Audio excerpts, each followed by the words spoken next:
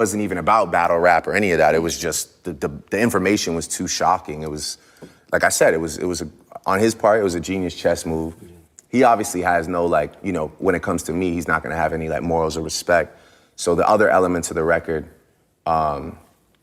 whether it be like just like the shit that he's making up about my mom and my dad and all this like dumb shit, or you know, obviously the part that hit me the most, which is like, you know, wishing like that my friend that has an illness like dies.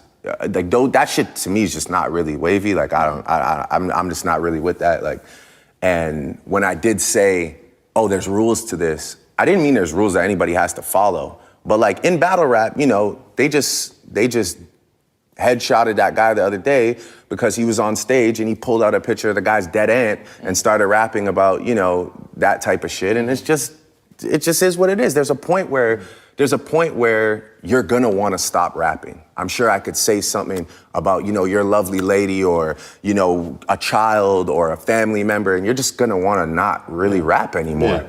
Yeah. So that's just kind of where I got to. It's just, I just had to admit, like, yo, I'm really, you know, and when I was making the record in Response, which was a real record, I know people think it's like some myth, it was like on this Vinyls beat, and I just found myself saying things that like one seemed really out of character just because I was like deeply invested in the situation and getting very angry, and saying things that I don't know if in 2 years I'd want to hear myself say. And yeah, I just realized that like no